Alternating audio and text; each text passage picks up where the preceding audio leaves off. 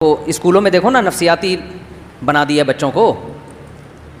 اسکولوں میں بچوں کو کلر سکھا رہے ہیں, ایپل سکھا رہے ہیں, ایپل بنا کے. اس کے لیے ڈرائنگ کی کتابیں خریدوا رہے ہیں, ماں باپ مہنگی مہنگی کتابیں خرید کے دیتے ہیں. بھرم میں آ رہے ہیں ہمارا بچہ ڈرائنگ کے ذریعے کیلا بنانا سیکھ رہا ہے کہ بنانا کسے کہتے ہیں. بسم اللہ الرحمن الرحیم. یہ جتنے ایتھیس الٹی باتیں کر رہے ہیں نا یوٹیوب چینل پہ بیٹھ کے, جتنے بھی ایتھیسٹ ہیں نا ملحد, ان میں ایک چیز کامن ہوتی ہے, انگلش بہت جھاڑتے ہیں یہ. نمبر 2, سائنسدانوں کے حوالے بہت دیتے ہیں صرف بھرم میں لینے کے لیے. بات آ رہی ہے سمجھ میں؟ دیکھو ایک اصول یاد رکھو, میں بار بار ایک بات بیان کرتا ہوں کہ آسان چیز کو کبھی پیچیدہ مت بناؤ, اس سے انسان وسوسوں کا شکار ہو جاتا ہے. کچھ چیزیں بہت آسان رکھی ہیں قدرت نے, 2 اور 2 4 کی طرح. اس میں سائنسدانوں سے پوچھنا یہ حماقت ہے, وہ آپ کو الجھا دے گا. آپ کو معلوم ہے کہ علم کی کثرت بعض دفعہ آدمی کو گمراہ کرتی ہے.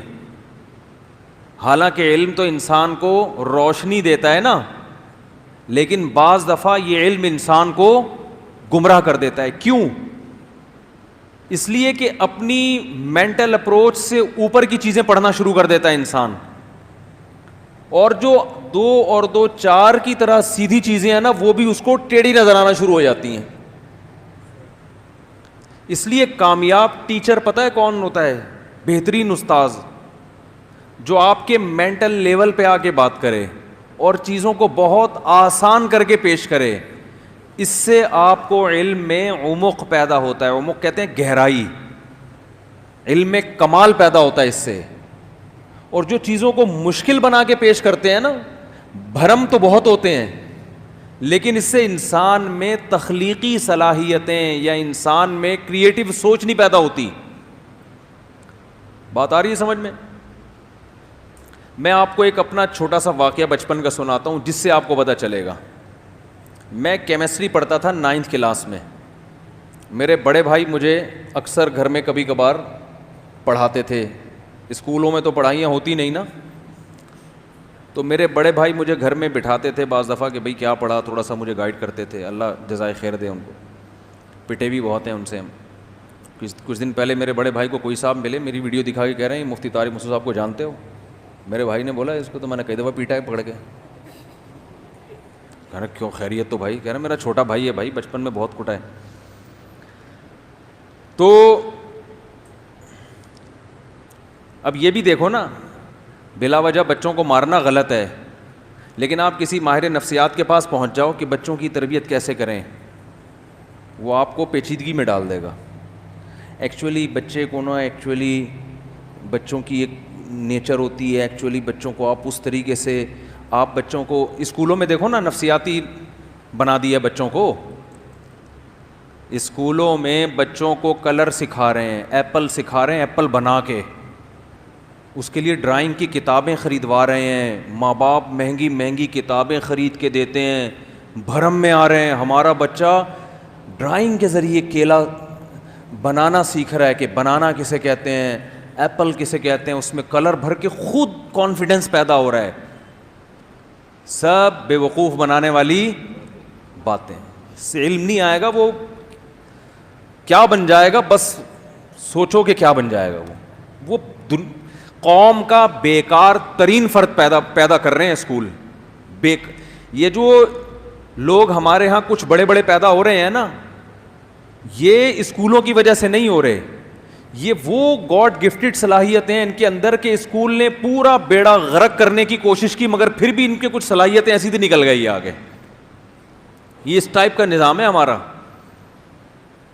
ہمارا جو ماضی میں تعلیمی نظام تھا نا, جب مسلمانوں کی حکومت تھی, وہ تھا خاندانی نظام, اور وہ ہمارے دینی مدارس میں بھی تھا. لیکن انتہائی افسوس کہ آج دینی مدارس نے بھی اسکولوں کے طریقے کو فالو کرنا شروع کر کے اپنا بیڑا غرق کرنا شروع کر دیا ہے.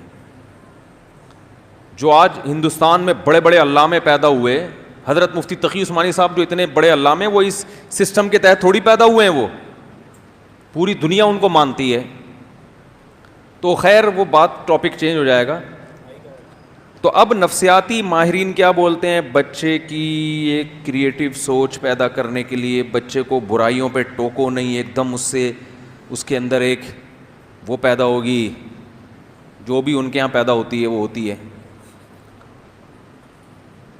وہ ہمارے ایک واقعہ سناتا ہوں, اس سے بات سمجھ میں آئے گی.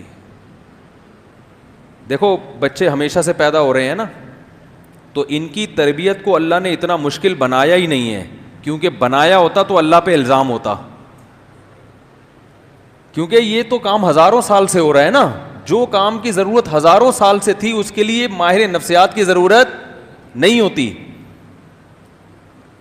پھر بھی میں آج لوگوں کو کہتا ہوں کہ خود ہی ایب نارمل ہو جاتے ہیں تو ان کو گائیڈنس کی ضرورت ہوتی ہے. ابا اماں خود بعض دفعہ ایب نارملٹی کا شکار ہو جاتے ہیں, لیکن نارمل کنڈیشن میں یہ کوئی اتنے پیچیدہ مسائل نہیں ہے کہ اس کے لیے ہمیں ڈاکٹروں کی ضرورت. یہ تو آدم علیہ السلام کے زمانے سے لے کے انسان کو اولاد مل رہی ہے, اور اولاد کی تربیت والدین کے ذمے. تو دو چار موٹے موٹے اصول ہیں, انہی موٹے موٹے اصول پر ایک واقعہ سناتا ہوں. وہ ایک بچہ جو تھا نا, سائیکل لے کے کسی دائرے کے گرد گھومنا شروع کر دیا اس نے.